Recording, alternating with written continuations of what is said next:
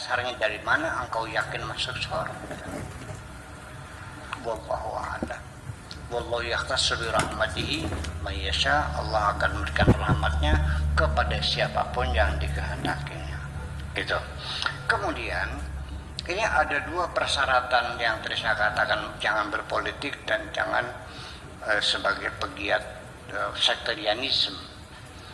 Ini saya jujur saja, ini sebetulnya nasihatkan sangat subjektif sebetulnya, sangat subjektif sekali ya. Jadi ini sebagai satu jalan alur cerita bahwa ini adalah subjektif ya, tidak juga lah ya.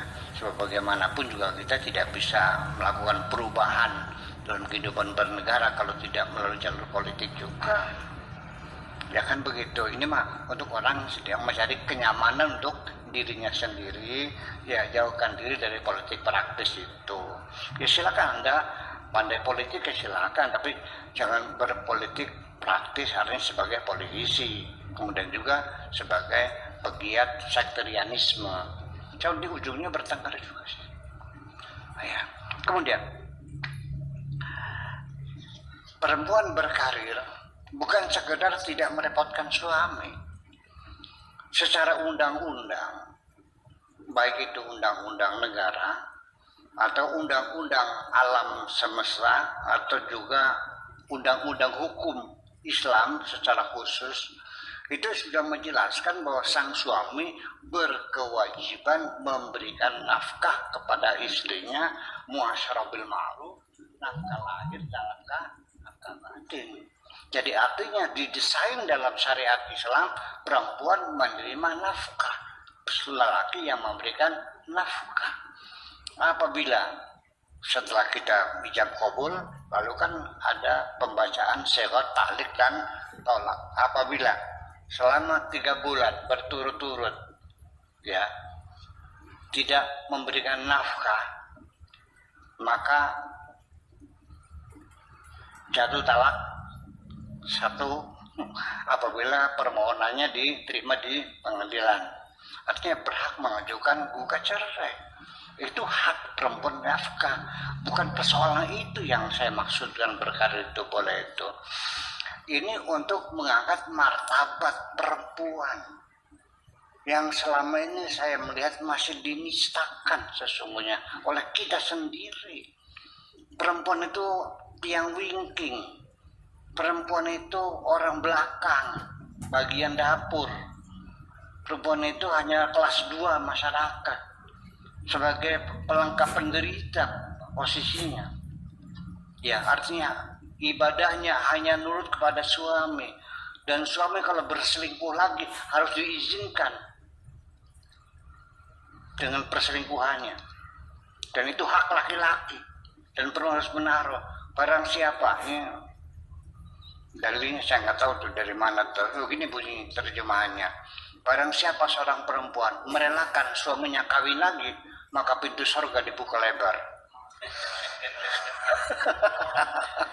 Enak banget ya. Iya. Nah, kalau seorang istri punya pil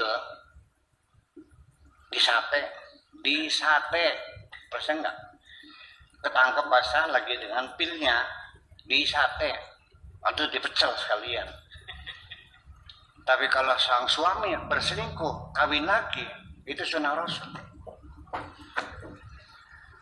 Ini persoalan martabat persoalannya. Dan perempuan berhak untuk tidak mau dimadu. Ya, semua juga berhak untuk berusaha. Ya, siapa bilang perempuan tidak boleh berusaha, tidak boleh berkarir? Itu mah di Arab Saudi. Perempuan tidak boleh dagangan tuh. Nggak ada perempuan dagangan di sana. Oh iya, naik mobil aja baru sekarang diperbolehkan.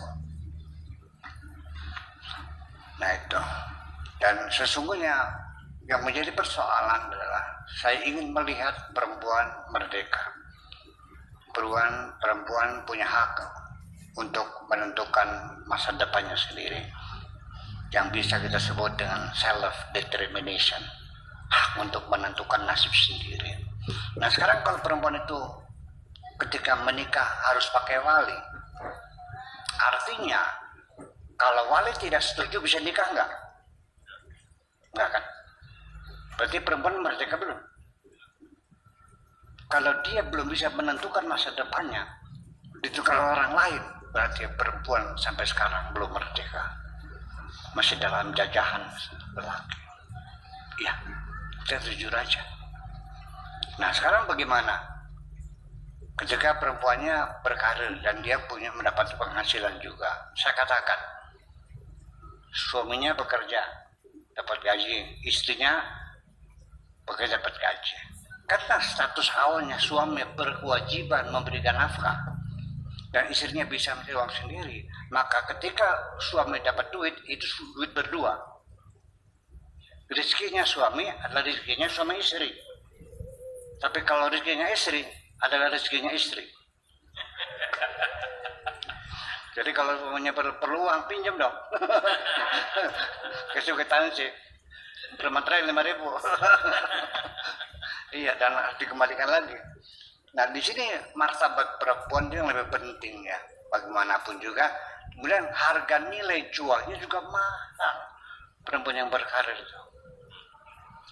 Ya, jadi bukan hanya sekedar tidak merawatkan suami, itu sudah kewajiban suami, tetapi masalah-masalah harga diri seorang perempuan yang perlu kita perjuangkan sampai sekarang ini, bahwa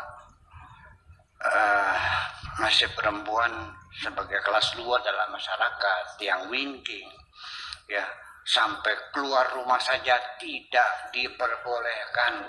Di Afghanistan itu perempuan tidak boleh keluar rumah. Sampai akhirnya sekolah-sekolah untuk perempuan ditutup karena perempuan tidak boleh keluar rumah. Bayangkan, harus ada muhram. Boleh naik haji perempuan sendiri, kamu kan nggak boleh, harus ada muhram. Di situ persoalannya kan. Kalau ini adalah hukum fikih, hukum fikih Islam. Nah kalau fikih itu Imam Syafi'i mengatakan bahwa perempuan kalau kawin perlu pakai wali. Imam Abu Hanifah mengatakan tidak perlu pakai wali. Perempuan boleh menikahkan dirinya sendiri.